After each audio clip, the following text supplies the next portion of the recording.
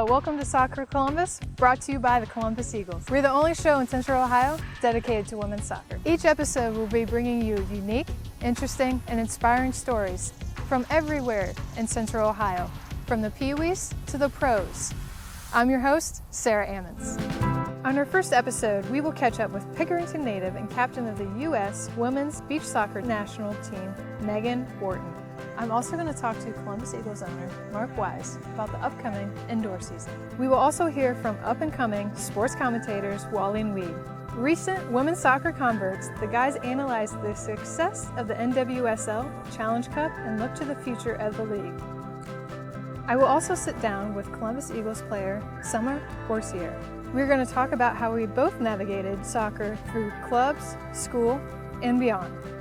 Finally, we'll tag along as Summer tries to teach some soccer fundamentals to our own Jacob Kaufman in the Eagles Academy. But first, we're going to start with a truly inspiring hometown story.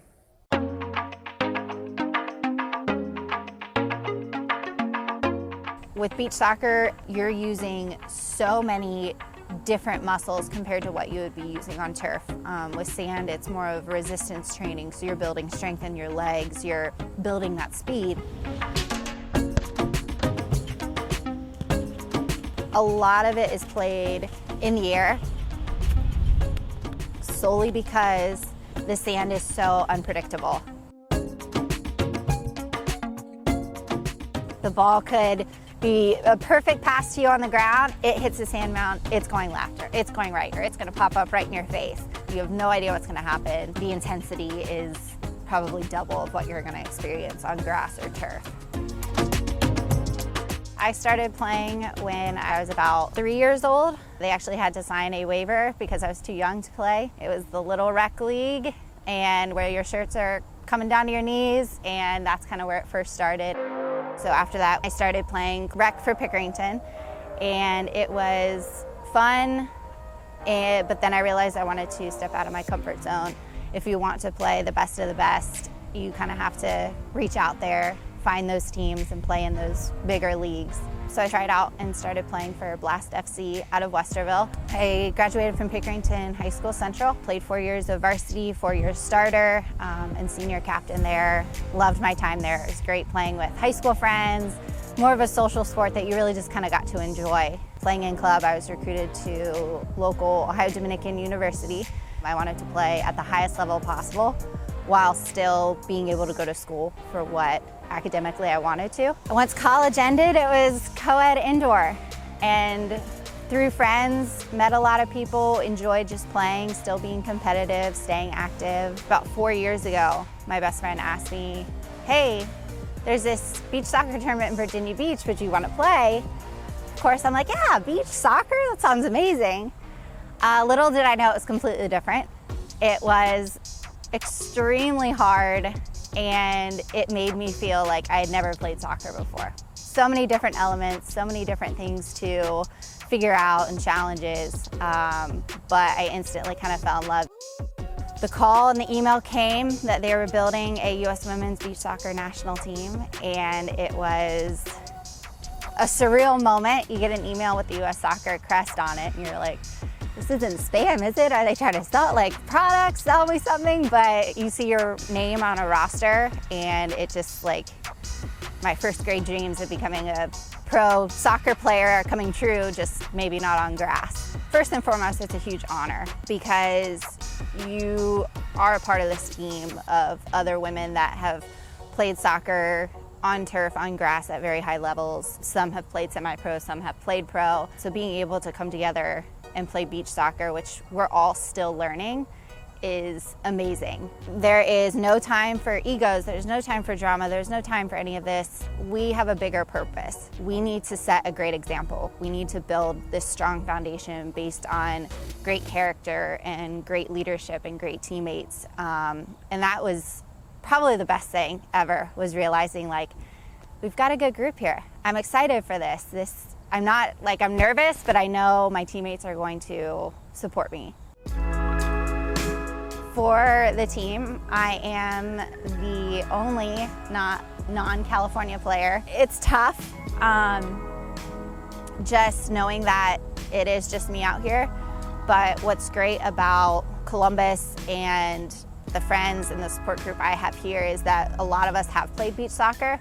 So we can get together and do like, hey, you want to play foot volley? Do you want to do this? Do you want to just kind of get some fitness in on the sand? That has been extremely helpful, but that's just not always the case. There are times where it's like, all right, I need to get those sprints in today. And it is just kind of like that extra ounce of motivation that you have to find the sand, get out to it, and just crank out that workout. Physically, it is a grind. Every time I explain beach soccer to someone, they're like, I went running on vacation on the beach once and it was really hard. I can't imagine. And that's like, yep, that is exactly what it is. So just that physical grind of running through sand, playing soccer in sand. You grow up with this competitive spirit and all of a sudden you're handed a sport that you've played for 26 years and it's, wait, I'm not good at it anymore. So it becomes kind of addicting to try to rebuild your skills but in a different environment.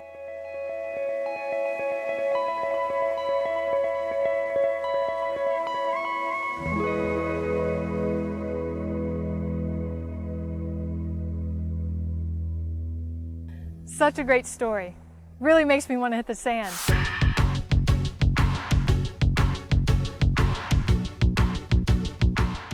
"2020 was shaping up to be a banner year for the Columbus Eagles, but just days after the squad was announced, those hopes were dashed. Due to concerns over COVID-19, the WPSL was forced to forego the 2020 season altogether. Because of that, it didn't look like there was much of a chance the Eagles would be hitting the pitch anytime soon. That all changed when it was announced in early September that the Eagles would join the Premier Arena Soccer League for the 2020-2021 season. To tell us more, I'm joined by Columbus Eagles owner, Mark Wise. Mark? How you doing today? Great, it's so nice to have you here. Can you tell us a little bit more about the Columbus Eagles indoor season? Okay, the Eagles have decided to join a new group called the PASL, the Premier Arena Soccer League. I believe it's their second year for a women's division. We're doing this because we want to have more opportunities for our players to have the ability to show their abilities on the field and to give our fans another opportunity to enjoy the Eagles game experience. The league plays between January and February, between January and December and February, I should say. And we're looking to have 4 home games and 4 away games. What challenges do you believe the Eagles will have to face this winter? The indoor game is different than the outdoor game, and we have done fairly well in developing our outdoor strategies and tactics. Indoor is a little bit different. You can't just take your outdoor game and bring it into the indoor arena. Having the boards there, you can bounce the ball off of, bank it, use different angles. The tactics are just a little different, and we're going to have to take some time to get used to that. Have you heard from the players? Are they excited to get going again? I had a couple players at the minute I announced it said, indoor, I'm in, let's get it done, So I'm pretty excited about their interest in doing this. And we have a couple new players that will be coming out this year that people need to come out and see. What are you looking forward to for the 2021 season? 2021, just to play. 2020 has been really hard on management and players and our fans. So we're just looking forward to maybe having an opportunity just to have a regular, normal season. That's great. During this time, how can Eagles fans stay connected with what's going on? We try to focus everything through our website so that you can go to one place, be able to reach to our Eagle TV and see some of our previous games in the past, and then shop for gear and get the latest news and information. So check out our website. That's great. I can't wait to see how the Eagles move forward. Thanks again, Mark. Sure. You have a great day, Sarah. Stephen Weed and Wally Lukaczynski look back at the NWSL's incredible successful Challenge Cup tournament this summer. Soccer Columbus will be right back after this. Our city, our team. The Columbus Eagles bring exciting Women's Premier Soccer League action to the capital city. Join the movement with us and bring the family. More fun, more excitement, and a community of fans like no other. Women's soccer is on the move, and the Columbus Eagles are leading the way. Purchase a membership or game day ticket from our website, ColumbusEaglesFC.com. Fly with us today. Welcome back to Soccer Columbus, brought to you by the Columbus Eagles. Our friends Wally and Weed are podcasters, commentators, and all-around sports fanatics. And this past summer, like so many new fans across the country, they fell in love with the professional women's soccer, thanks to the NWSL's Challenge Cup. At the conclusion of the event, the pair took a moment to break down the tournament and look forward to the promising future for this league. And welcome to Eagle TV, brought to you by the Columbus Eagles FC. We are at Caddy's Delight here in Grandview, Ohio.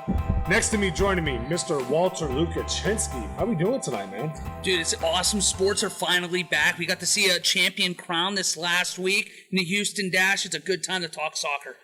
First thing, there's going to be 2 new expansion teams here for the NWSL. Is the NWSL expanding too fast or not fast enough?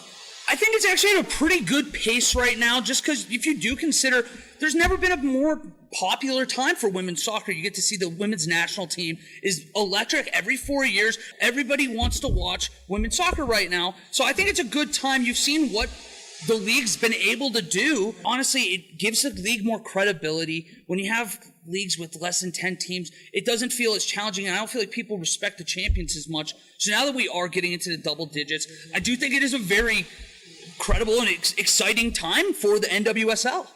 Absolutely, and I know we were talking about it. MLS started back in '96. Mm-hmm. They started with 10 teams, and they didn't have another expansion team until at least, I want to say 2005. So that's basically 10 full seasons without that. And then they got to 11. Here the NWSL started in 2012.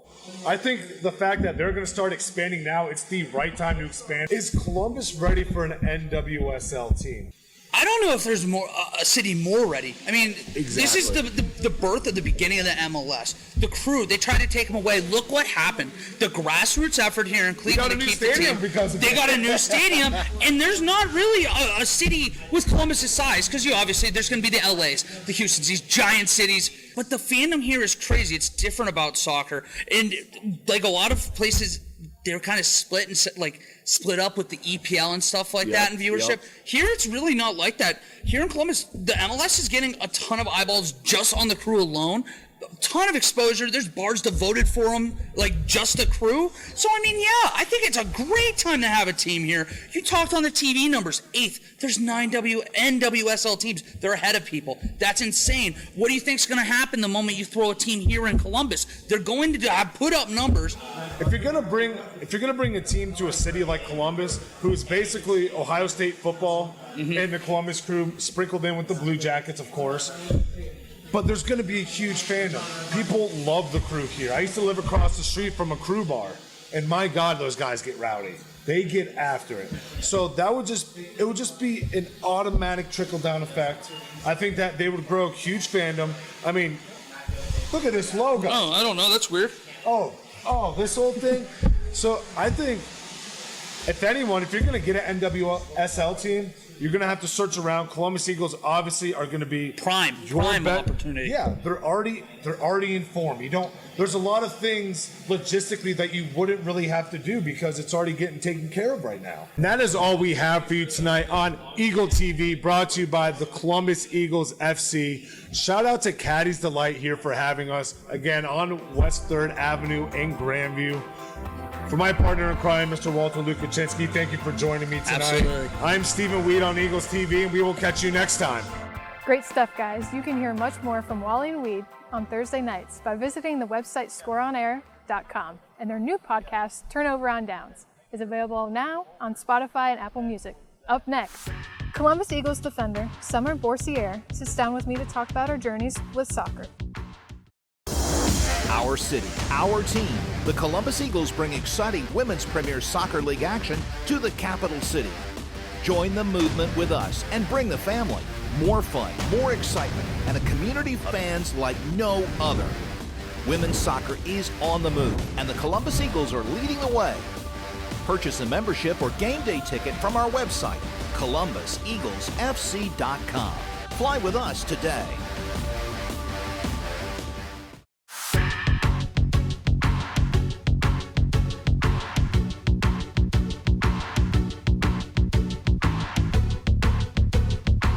Welcome back to Soccer Columbus. I'm your host, Sarah Ammons, joined by defender for the Columbus Eagles and your host for Eagles Academy, Summer Boursier.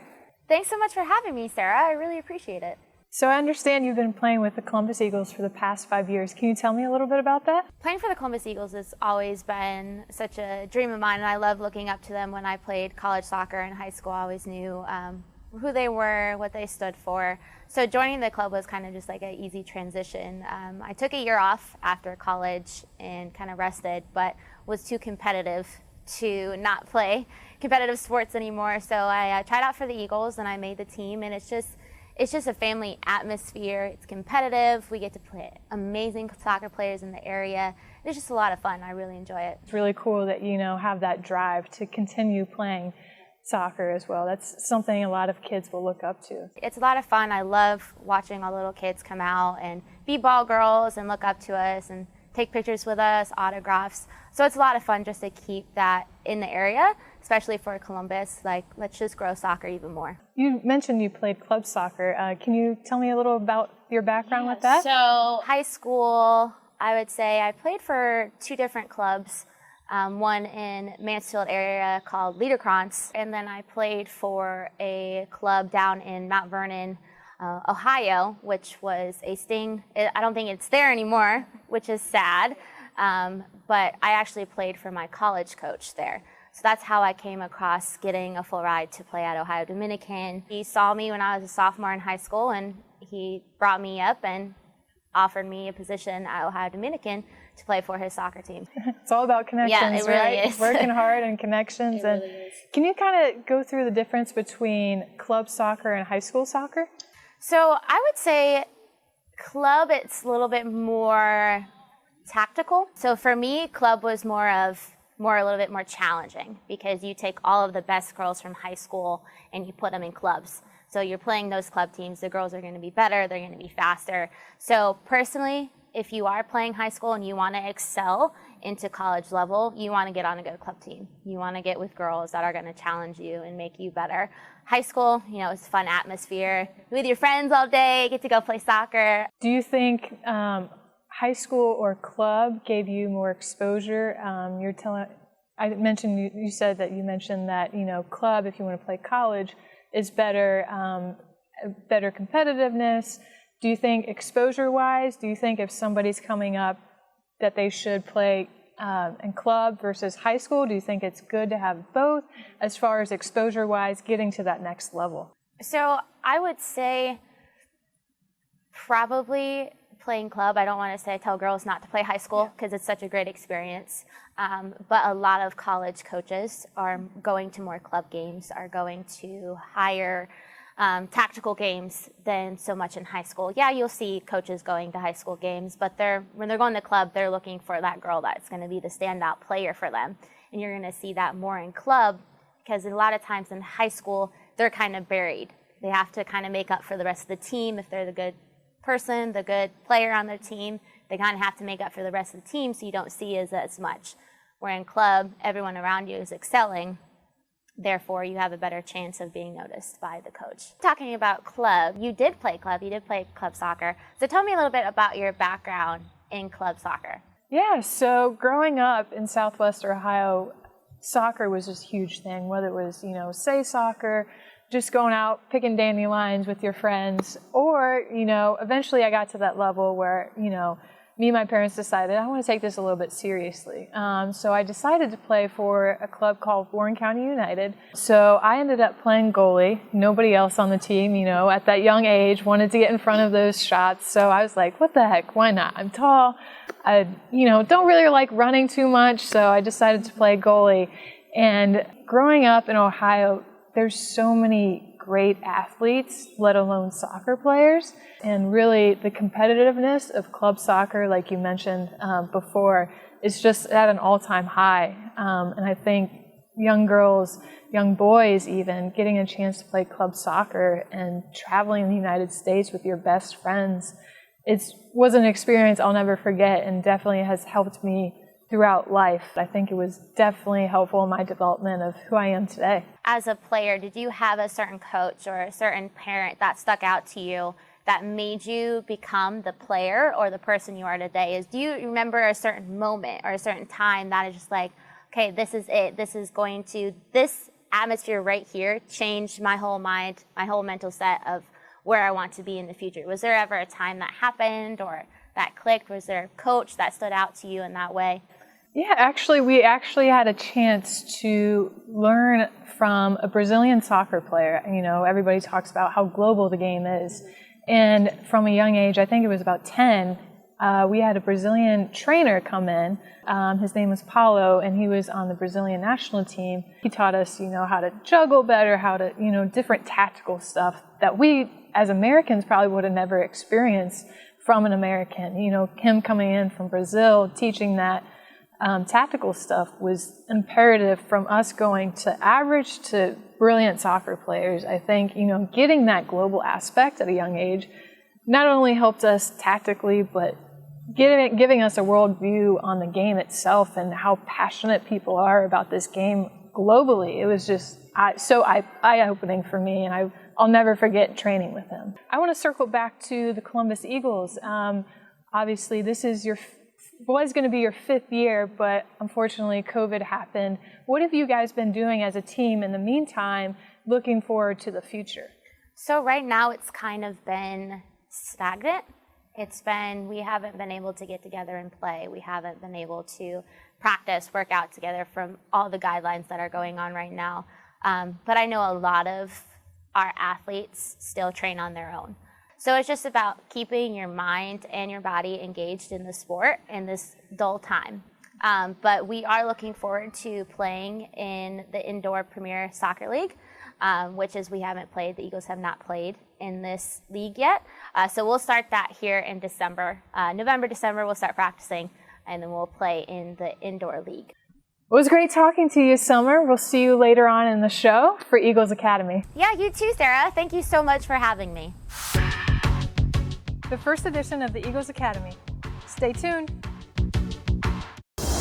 Our city, our team. The Columbus Eagles bring exciting Women's Premier Soccer League action to the capital city. Join the movement with us and bring the family. More fun, more excitement, and a community of fans like no other. Women's soccer is on the move, and the Columbus Eagles are leading the way. Purchase a membership or game day ticket from our website, ColumbusEaglesFC.com. Fly with us today.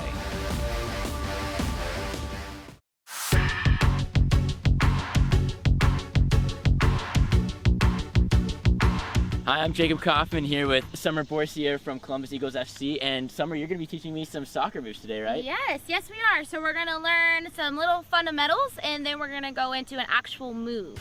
So I hope you're ready. I'm ready. Perfect. So first, Jacob, we're going to start with some fundamentals here. So we're going to do 10 toe touches on top of the ball. So what we're going to do, we're just going to get the feel of the ball first. So we're going to do 10 toe touches, just like this, bouncing up and down, trying to get the movement of the ball, okay? Okay. Ready? Now is that 10 each foot? 10 each foot. 10 each foot. Okay. Set, go. Yep, good. Keeping that ball in the same place. We're just getting a feeling for that ball. Perfect. Those are some pretty good toe touches, huh? Those are great. Those are great. So now we're going to go on to a little bit more difficult fundamental. Still working on touching the ball, receiving the ball. We're not going to go on to our skill yet, but I want you to get a little bit more feeling for the ball. So now we're going to hit it on the inside of our foot each way. Now we're going to get the ball moving just a tad, okay? Okay. So we're going to be always on our toes, ready to receive the ball. Inside, inside, inside, inside, inside. Okay, so I should land before I kick. Correct. Okay. Yep. All right. So go ahead and give it a try. Let me know if you have any questions, and I will coach you through. Okay? All right. Go Sounds ahead. good. Ready? Perfect. Hitting it a little wider. Yep. There you go. On your toes. Yep. Hitting it with the inside of your foot. You got it. You got it. Good job. moving away here. Perfect. Give me 2 more touches each foot. Good. Nice job. Nice job. Getting better. See, as you went through, it got a little easier. So just getting the feeling of the ball. It did. It definitely got easier as we went on. Perfect. So that touching the ball, getting the feeling of the ball, that's how you learn not only to control the ball, but where you want to put the ball when you're passing the ball, or where you want to put the ball when you're doing your move. So you can do these before every time you go into a practice or go into a drill. But I would say if you can do it at least 50, 100 times a day, getting touches on the ball, I think you'll be great. Fantastic. Yep. So now that we've worked on our fundamentals of touching the ball, we're going to go into a skill, and we're going to do what is called the scissor. Okay? So kind of just how it's explained, we're going to take whatever dominant foot you want to use, so if you're righty or lefty, and we're going to actually take outside and go inside to out. Okay. Okay? So we're just gonna, so right now we're going to just plant and just work on this movement right here. So nice around the ball. So just here. Perfect. Now we're getting used to that. One more time. Perfect. So now we're going to step the left of the ball and go around the ball again. Okay? So boom. Yep. Boom. Am I landing behind it? Yep, you are landing behind it. So you gotta do a full beside it and side then it. go Yep, but behind it. make sure that you don't step too wide. Okay. Okay, because when you're gonna go to do the move, you're gonna have to reach out even wider. Okay. So try to get as close as possible and step around the ball. Perfect. Okay. So that's the general basis of the or the scissors. I'm sorry. So once you step here, Okay. you're gonna bring your foot back. Then you're gonna go the opposite direction. Okay. Okay? So we're going to step around, step, bring this foot back, and go the opposite direction. Okay. Okay? How does that feel? Try it again, nice and slow. So do step. Step around the ball, Boom. push. Yep. Okay? So a little faster here. Step around, push. Step around, push. Boom. Perfect. Too far. Perfect. It's all right. It's all right. You're fast, so you make up for it. All right. Makes sense? Any questions? I don't think so. Other than look at something like this. Boom, Summer. How about that?